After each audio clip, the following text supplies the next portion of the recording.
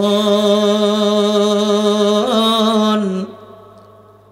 কার লাগিয়া কান্দো দিবা রাতি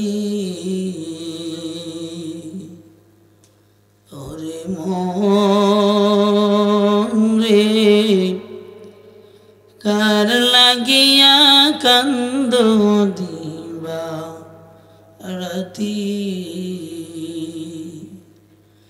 ভেবে দেখো কেউ হবে না ভেবে দেখো কেউ হবে না তোমার সঙ্গের সাথী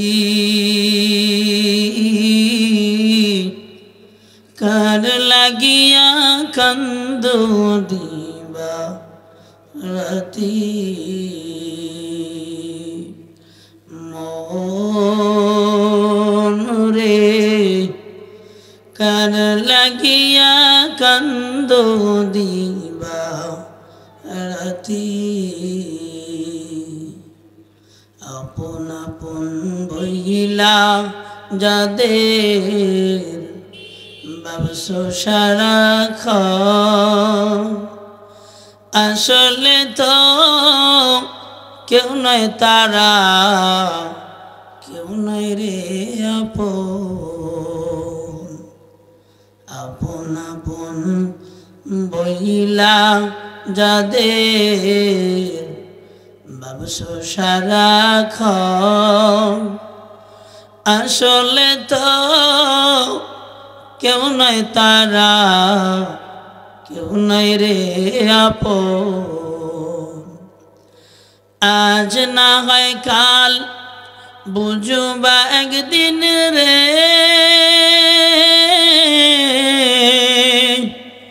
নিবলে তোমার আখি কার লাগিয়া কান্দো দিবা রাতি ওরে মন রে কার লাগিয়া কান্দো দিবা রাতি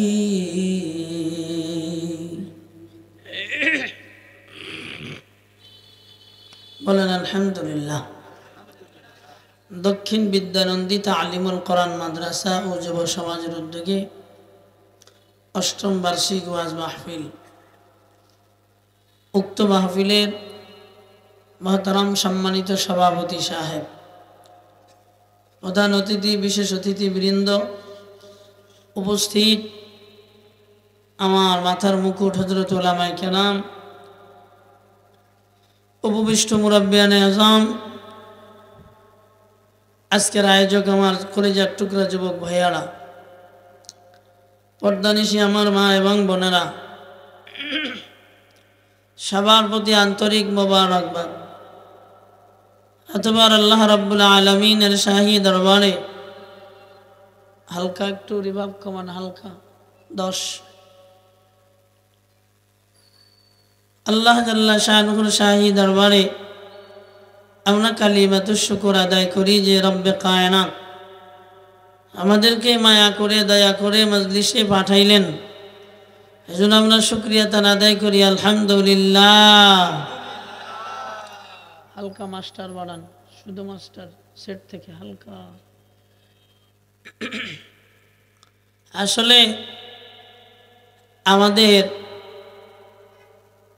এই ময়দানগুলা জরুরি। এই ময়দানগুলা না থাকলে অনেক এলাকা বোঝাই যেত না যে মুসলমানের না হিন্দুর।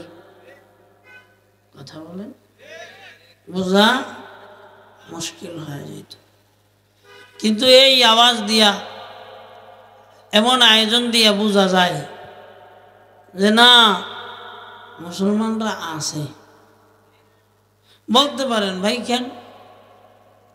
কারণ হলো আমগো বাংলাদেশের মুসলমানেরা ঢোল বাজায়, একতারা বাজায়, দোতালা বাজায়, হারমোনিয়াম বাজায়।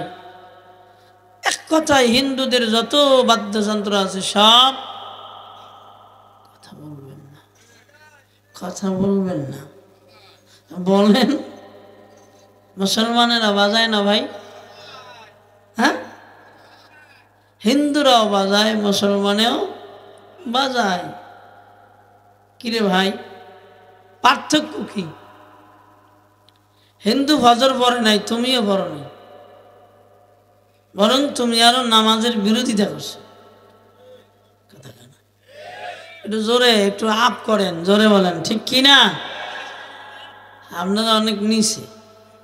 একটা কথা যদি আমার কানে না দেন, এমনি অসুস্থ মানুষ, আল্লাহ সুস্থের দিকে নিচ্ছেন, বলেন আমিন। তো হিন্দুরাও রয়ানি গায়, মুসলমানেও রয়ানি গায়। হিন্দুরাও পূজা করে, মুসলমানেও। হিন্দুর দাড়ি নেই, মুসলমানের। হিন্দুর বউর মেয়ের পর্দা নাই, মুসলমানেরও পর্দা নাই। হিন্দুর বাড়ির বেড়া নাই, মুসলমানেরও। হ্যাঁ, হিন্দু সুদ খায়, মুসলমানেও। হ্যাঁ, হিন্দু ঘুষ খায়, মুসলমানেও। কোথায় আসে বিদায় বোঝা যায় যে না, অন্য মুসলমানেরা আছে। কে? ওরা যে গান বাজনা গায়, ওরা তো মারে ভাতিয়ে শরীয়তি গায়। একটার নাম দিয়েছে শরিয়াত, আর একটার নাম দিয়েছে মারে ফাত। মারে ফাত তো না, মারে ফাক, বুঝেন নাই? মারে ফাক।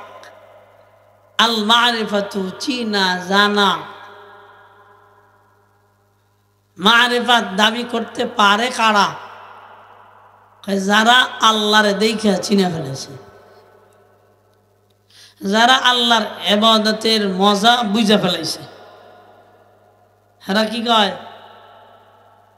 এগরে কয় মারিফাত, আর হেগরে কয় মারে ফাক।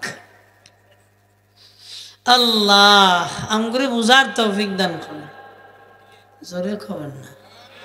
আমি জানি এই দলের মানুষ গ্রামেও আছে, আমিও জানি। আমি রঞ্জে রঞ্জে ঘুরে দেখি, অধিক জায়গায় মানুষগুলা আছে, কেন বোঝে না? আমার এই দুঃখে কুজা ফেটে যায়। আরে ভাই, কেন বোঝে না? একজন নারীর চেহারা,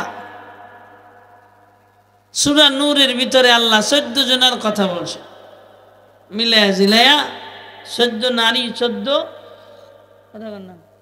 পুরুষ। এদের বাদে অন্যদের দেখা কি হারাম? আসতে কন কেন? এটা জবানটা দিয়ে কন কি? এটা আপনি যদি কন হুজুর আমার দিলের পর্দা ভালো, আল্লাহ কয় তোর দিলের পর্দায় তোরে জাহান্নামে নেব। কথা কন না? তোর দিলের পর্দায় তোরে কই নিবে? জাহান্নামে নেবে। নবীজির চাইতে কেউ দিলের পর্দা বেশি আসিলেন? হ্যাঁ, হযরত আবু বকর এর চেয়ে বেশি আসিলেন? নাই তো নাই, কয় নাই তো নাই, নাই নাই। মহিলারা যখন ছেড়তে জায়গা, তখন কি কইতে না কইতে এক কথা 40 বার কয়, মানে এই আছে কোথায় সবাই না। নবীজির সাহাবী আবু বকর শ্বশুর আর তার মেয়ে হযরতে উম্মাহাতুল মুমিনিন আম্মাজান আয়েশা রাদিয়াল্লাহু তাআলা আনহা, দুইজনে কথা বলতেছেন। বলেন কয়জনে? দুইজনে। নবীজি আয়েশা ধমক, আবু বকর আপনারা দুইজন, আমি তো দেখি 3 জন। আপনারা দুইজন, আমি দেখি। আবু বকর চমকায় গেলেন, আর একজনকে আবার। নবীজি বললেন, আবু বকর আর একজন তো শয়তান, আপনি দেখেন না? আমি দেখি। আবু বকরের চেয়ে দামি মানুষ দুনিয়ায় আসবেন না। as-siddiqin, নবী ও রসুল, রসুল ও নবীদের পরে যার মাকাম তার নাম হযরতে আবু বকর। এত বড় নামি দামি, যারা আমলের পাল্লা একদিক, গোটা উম্মতে মুহাম্মাদির আমলের পাল্লা একদিক। আসতে বললেন, যার ব্যাপারে এমন গ্যারান্টি, আবু বকর জান্নাতি, ওমর জান্নাতি, ওসমান জান্নাতি, আলী জান্নাতি। বলবেন না সুবহানাল্লাহ। নবীজির খলিফা হযরতে ওমর, তখনও পর্দার আয়াত নাযিল হয় নাই। নবীজির স্ত্রী উম্মাহাতুল মুমিনিন আম্মা জান হাফসা রাদিয়াল্লাহু তাআলা আনহা, উনি হলেন নবীজির বিবি, ওমরের মেয়ে। ওমরের সুন্দরের দিক দিয়ে মোটামুটি সবার শীর্ষে প্রায় খেড়া হযরতে আম্মা জান হাফসা রাদিয়াল্লাহু তাআলা।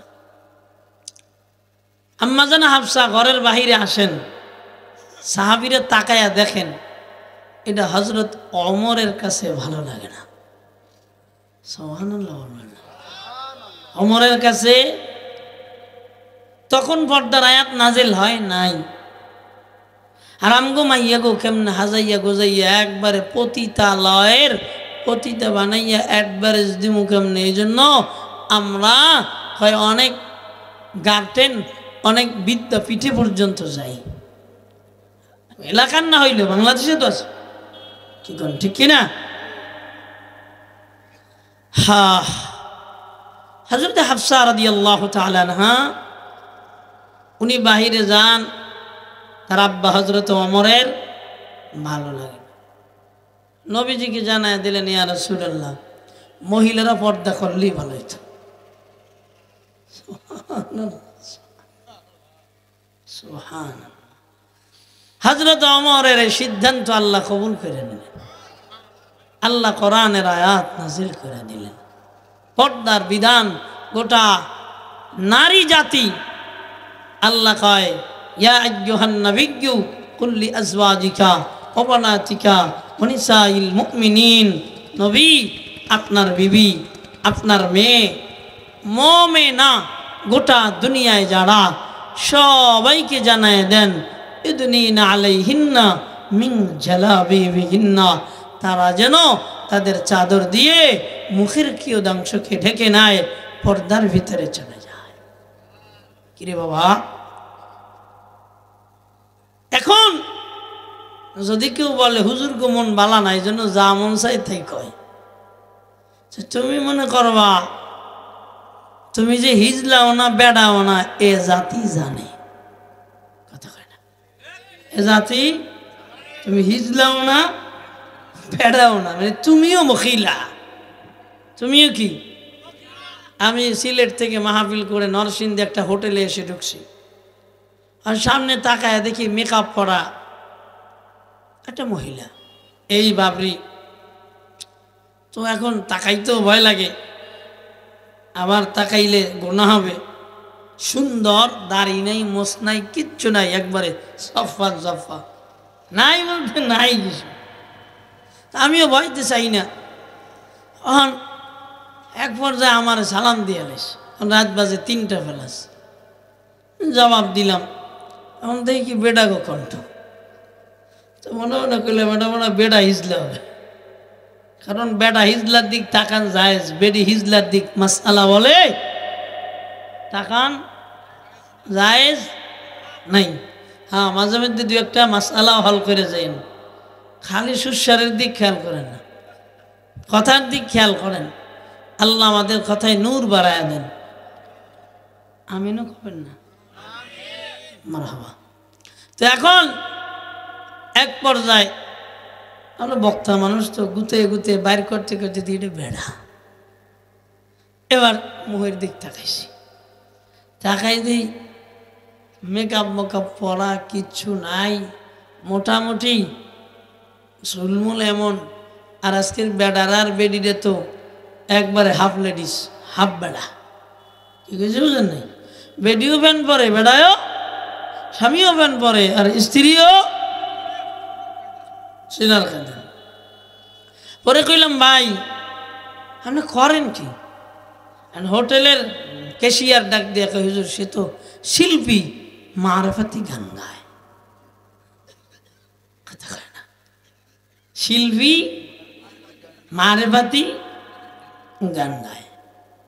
আহা, এটা মারেফাতের সাথে কটাক্ষ করা, এটা মারেফাতের সাথে কি বলেন কি করা? বেয়াদবি করা। বলেন কি করা? আল্লাহ সহি সমঝ দান করেন। জোরে খান। তাহলে দুনিয়ার জমিনে আমরা বুঝতাম না যে ওয়াজ মাহফিল না হইলে যে আমরা মুসলমান আছি। কারণ হেরাও গান গায়, মুসলমানেও গান গায়। বদিনটা বুঝবে যে মুসলমানের ধর্মের নামও বুঝি ফিডিয়া ফিডি ফিডিয়া ফিডি ফিডিয়া ফিডি। কথা কয় না? হ্যাঁ,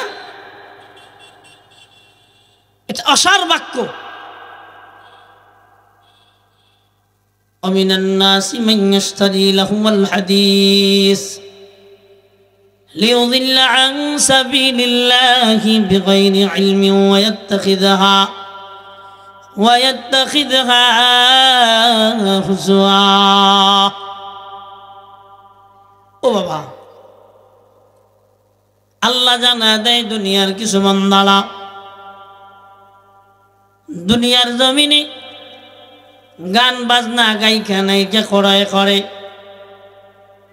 এটা মায়ার নবী আমার যখন আল্লাহর কালামুল্লাহ তেলাওয়াত করেন রে বাবা, ও পর্দানিশী আম্মা জানেরা, একটু কানটা লাগায় শোনো, হেদায়েতের মালিক আল্লাহ। দুনিয়ার জমিনে যখন নবী কালামুল্লাহর দাওয়াত দেন, এই যে কি মজা কালামুল্লাহ তেলাওয়াতের। বেঈমানেরাও কালামুল্লাহ তেলাওয়াত শুইনা মজা পায়। কথা কয় না? বলেন ঠিক কিনা? বেঈমানেরাও আল্লাহর কালামুল্লাহ তেলাওয়াত শুইনা মজা পায়। কারি সাঈদুল ইসলাম আসাদ আমার বন্ধু বয়ান করে, বয়ানের আগে প্রায় আধা ঘন্টা তেলাওয়াত করে। মনে হয় যেন আল্লাহর ওহী লাওহে মাহফুজ থেকে অবতীর্ণ হচ্ছে। আসতেছে পথে কথা হয়েছে। এই দুনিয়ার জমিনে নবী যখন কালাম যার উপরে অবতীর্ণ হয়েছে সে আরো কত সুন্দর করে পড়েছেন নে বাবা।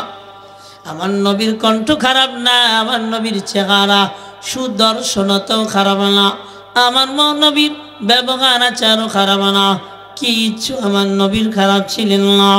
আল্লাহর বান্দারা গোটা দুনিয়ার অর্ধ সৌন্দর্য দান করলেন আল্লাহ।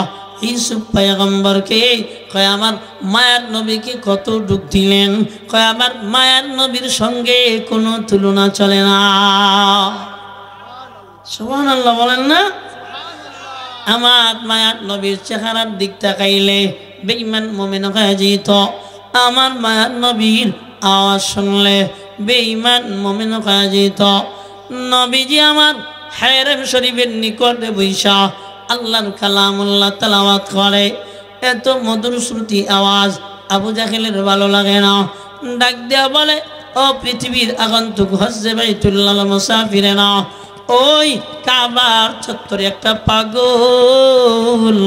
পাগল বৈশা কি যেন তেলাওয়াত করে, তোমরা যাইবা না, তোমরা শুনবা না। সে আবার নিজের নবীও দাবি করেন। আহারে, আমার মায়ার নবীর বিরুদ্ধে এমন আওয়াজ যখন দেয়, এমন কথা যখন বলে, গোটা পৃথিবীর মানুষ আজ নাই, আর 40 বছর আগে থেকে যার নাম বলতেছে এরে খুঁজতেছে, কয় পাদ্রীরা খোঁজে, আল্লাহর ওলিরা খোঁজে। গোটা দুনিয়ায় যারা জানে তাওরাত পড়েছে, গোটা দুনিয়ায় যারা জানে ইঞ্জিল পড়েছে, গোটা দুনিয়ায় যারা হয় জানে জাবুর পড়েছে, সবাই খুঁজে রে আখিরি জামানার পয়গম্বরের নাম হলো আহমদ, ইসমুহু আহমদ, যার নাম হবে দুনিয়ার জমিনে আহমদ। এই আহমদকে সবাই খোঁজে, বারবার বাইতুল্লাহ গোটা পৃথিবীর মানুষ আগমন করে কেবলমাত্র নবী মুহাম্মদকে খোঁজে। ইতিমধ্যে আবু জাহেল জানা দেয় এমন একটা মানুষ তার কাছে যাইবা না। গোটা বিশ্বের হজকারী তাওয়াফকারী বান্দারা জানা দেয় এমন মানুষটাই তো আমরা খুঁজি। এমন মানুষটাই আমরা খুঁজি রে বাবা। শোনো না, আমার মায়ার নবী এত সুন্দর চেহারা।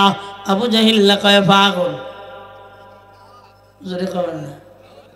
আমার আল্লাহ বলে ওয়া ইন্নাকা লাআলা খুলুকিন আযীম। আমার নবী মুহাম্মদুর রাসূলুল্লাহ সর্বোচ্চ চরিত্রের অধিকারী। শুধু তাই না, আমার নবী তার চেয়ে আহসান চরিত্র দুনিয়ায় আর কারো হবে না, দুনিয়ায় কারো হয় নাই, এখনো কেউ নাই। আওয়াজ দিয়ে এখন ঠিক কিনা? তাহলে আমার মায়ার নবী কালামুল্লাহ তেলাওয়াত করে। হজ্জে বাইতুল্লাহর মুসাফিররা আগায় দেখেন এত সুন্দর চেহারা পৃথিবীতে মানুষের হতে পারে না। অথচ তাকে বেঈমানেরা পাগল কয়। পাগল মানুষের চুলগুলা এলোমেলো থাকে।